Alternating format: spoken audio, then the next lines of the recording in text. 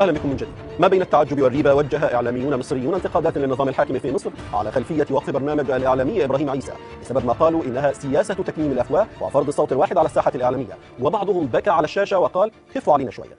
هؤلاء الإعلاميين المحسوبون على النظام والذين يصفهم البعض بالأذرع الإعلامية للنظام يواجهون حالة من السخرية على مواقع التواصل الاجتماعي، وأنهم يدفعون الآن ثمن تأييدهم المطلق للنظام وصمتهم الطويل على مصادرة الحريات السياسية والإعلامية وعمليات القمع غير المسبوقة. ولمناقشة هذا الموضوع رحب بضيفي في الاستوديو الكاتب الصحفي الأستاذ محمد القدوسي. رحب بك معنا أستاذ القدوسي. تقييمك لحالة إبراهيم عيسى، ومن قبل إبراهيم عيسى كان هناك عمرو الليثي ويسري فودة وريم ماجد وليليان داوود، ما الذي يحدث؟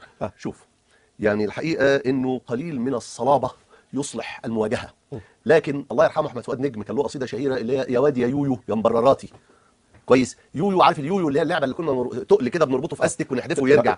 لازم ما تكونش يويو، ما ينفعش تكون يويو وتكون بتشتغل في الاعلام او تكون بتشتغل في السياسه، لازم يكون عندك حد لانتهاء المرونه، مش معنى كده انك انت تكون صلب من اول لحظه، لكن هناك لحظات وهناك مواقف لا تحتمل المرونه.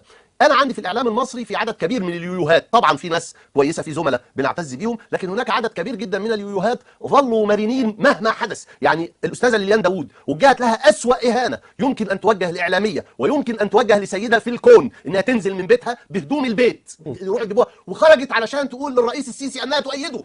فاذا انت يويو لهذه الدرجه لن يبالي بك احد، يعني ما تبقى انت الاستيك قوي الى هذه الدرجه يبقى انت مالكش لازمه عند حد. هقول لك على حاجه، المشوار باين من اوله. هو مش السيسي في اللقاء مع الاستاذ ابراهيم عيسى قال له انا مش هسمح لك تقول حكم عسكري؟ انا مش هسمح، انا عايز بس افكر الناس تفتكر ده. لو انا مكان ابراهيم عيسى من هذه اللحظه كنت انا هقول له انا مش هسمح لحد ان يناديك رئيسا الا ان تؤمن بحريه هذا الشعب وبحريه هذا الاعلام في ان يقول ما يريد. يعني ايه مش هسمح لك؟ ومن قال انه ينبغي ان التمس سماحك او لا التمس سماحك؟ اللي حصل ده اللي حصل دلوقتي بالظبط. هو ابراهيم عيسى قال ان هو حكم عسكر؟ لا، خلي بالك، ابراهيم عيسى لم يعاقب لانه قال انه حكم عسكر. ابراهيم عيسى صودر قبل ان يقول انه حكم عسكر، يعني السيسي ما سمحلوش يقول انه حكم عسكر. هي دي الحكايه. ينضم الينا عبر الهاتف من القاهره الكاتب الصحفي محمد يوسف المصري. رحب بك معنا سيد يوسف.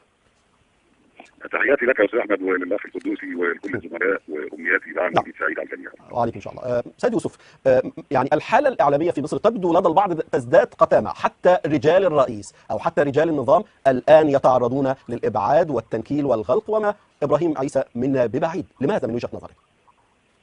طيب، بس ارجو ان يعني تديني فرصتي في الكلام. تمام، وارجو ان النقاش يكون موضوعي ويكون راقي كده، ويكون احنا كلنا بنشاهد الصالح العام لشعوبنا. اتفضل يا فندم. نمرة واحد، لا يمكن الحديث استاذ احمد لاي انسان يعني منصف ما نقدرش نتكلم عن اعلام في معزل عن وجود الدوله. يعني الاعلام احدى مؤسسات الدوله. ده نمرة واحد. نمرة اثنين، ما فيش شك ان كل اعلامي عنده ضمير، عنده قيم اعلاميه، هيقول ان الاعلام هو المتنفس والرئاسه لمجموع الشعب. لكن عن اي اعلام نتكلم يا استاذ احمد؟ هو ده السؤال. بنتكلم عن اي اعلام؟ احنا ورثنا اخطاء جسيمه جدا، ونقوم الان بتصويب هذه الاخطاء في اطار الدستور والقانون والمصلحه العامه.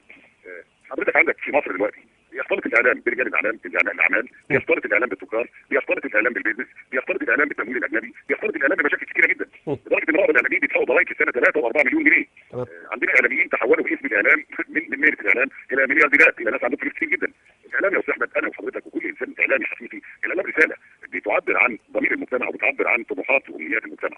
لا يعقل مثلا ان الاعلام يبقى قناه لفرض الراي بتاع المذيع على مجموعه المشاهدين، لا يعقل. لا يعقل اني يعني استنيد في الدفاع عن وجهه نظري حتى لو المجتمع كله ضدي، لا يعقل. لكن ينبغي ان تكون هناك ضوابط، ينبغي ان تكون هناك ضوابط. طيب، ده خليني اسالك، هو ما الذي اخطا فيه ابراهيم عيسى او قبله يسري فودة او عمرو الليثي ليليان داوود وغيرهم من الاسماء الكثيره، ولذلك قامت الدوله يعني باغلاق برامجهم يعني؟ طيب، بس احنا حضرتك اعلامي، استاذ القدوسي اعلامي، انا اعلامي، يعني ارجو ان حضرتك نراجع تطور تاريخ ثروات كل اسم في الاسماء اللي حضرتك ذكرتها. ارجو ان نراجع مصادر تمويل كل اسم في الاسماء اللي حضرتك ذكرتها. وانا نفسي اخد بالي بالمجتمع المصري وضياعه والشعب المصري وطموحاته. وبالتالي الدوله اللي بتتحرك بهذه الملفات بتتحرك باتجاه الصالح العام، علشان يعمل عمليه تنقيه للرساله الاعلاميه. في هذا الاطار يمكننا ان نتناقش، في هذا الاطار يمكننا كويس، ده كلام مهم. يعني انت حضرتك شايف ان هؤلاء الاسماء اللي اوردناها دي تربحت من خلال عملها كاعلاميين من قبل رجال اعمال مثلا لايصال رسائل مختلفه عن الرسائل الحقيقيه للاعلام. هل ده صحيح يا استاذ؟ انا قلت نشوف تطور ثروات الناس دي ازاي، بس ما قلتش حاجه ثانيه.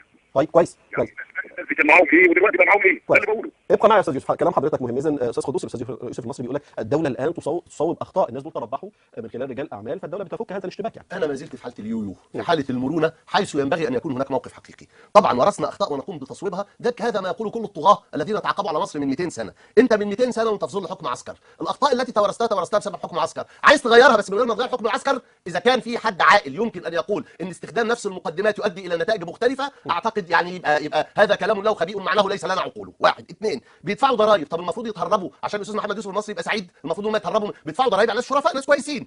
اللي ما بيدفعش ضرائب يدخل السجن، اللي تربح من عمله يدخل السجن، اللي باع قلمه يدخل السجن ويحاكم. انا عندي ميثاق شرف اعلامي، انا عندي لائحه، انا عندي الصحفي هو الفرد الوحيد في الصحفي المصري هو الفرد الوحيد في العالم الذي تفرض عليه العقوبات بناء على 9 قوانين. يعني كل واحد خلقه ربنا بيتحاكم بقانون عقوبات واحد، الصحفي بيتعاقب ب9 قوانين. اذا كان الاستاذ محمد يوسف المصري عايز يحط لنا قانون اخر ان اللي معاه فلوس ابتداء يبقى حرامي، فانا هقول له اخبار الذمه الماليه بتاعت السيسي التي لم يقدمها والتي نص في الدستور على ان يقدمها مره كل سنه على الاقل وان تنشر في الجريده الرسميه. لماذا لم يكتب الاستاذ محمد يوسف المصري مقالا في الاهرام يطالب فيه بهذا؟ هل قصف قلمه ام انه راض عن تربح عبد الفتاح السيسي واستمرار سرقاته ام انه خائف؟ يقول لنا ايه الحكايه؟ يقول لنا لا الرد. لكن لا يقول لنا، انا بساله.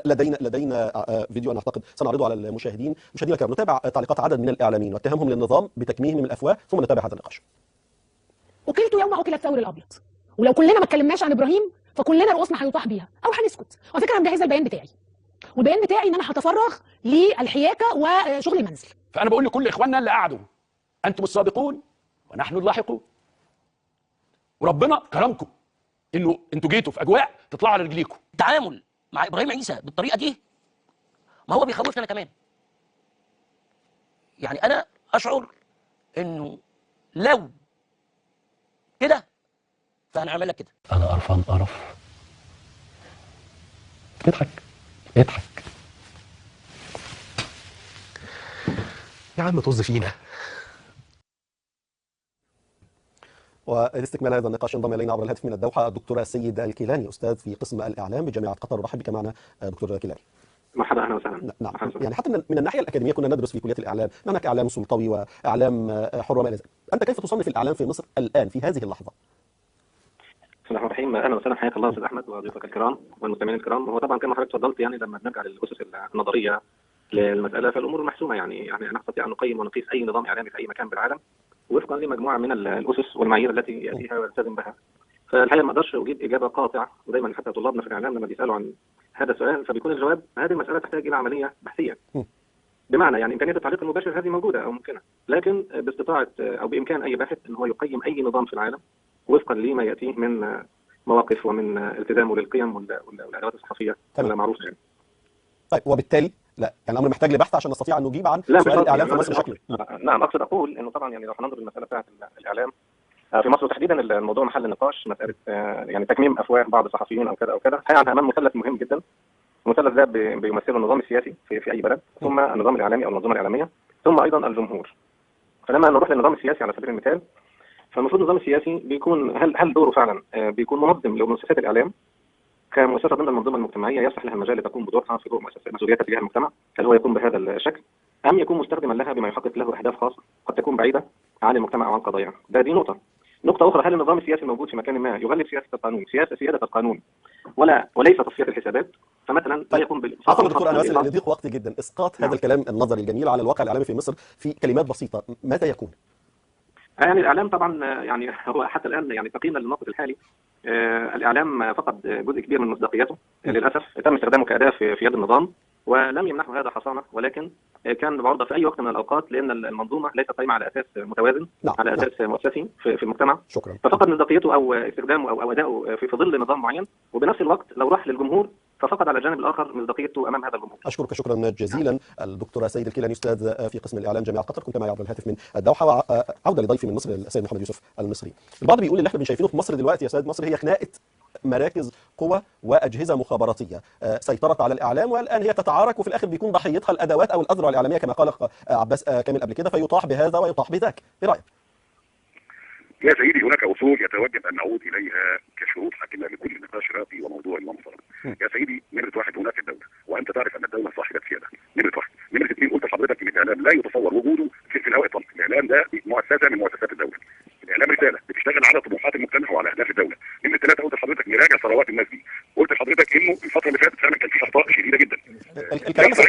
كلام خطير يا استاذ يوسف. عفوا بس الكلام الثروات كلام خطير، لان لو هم الناس دي تربحت بغير وجه شرعي كانت الدوله ستقدمهم او الجهات المعنيه ستقدمهم لمحاكمات، مش مجرد ان هي تقفل البرنامج ده او تقفل البرنامج ده او تمنع واحد من السفر. يعني انا اقصد هم لم يقدموا لمحاكمات يا استاذ يوسف بس.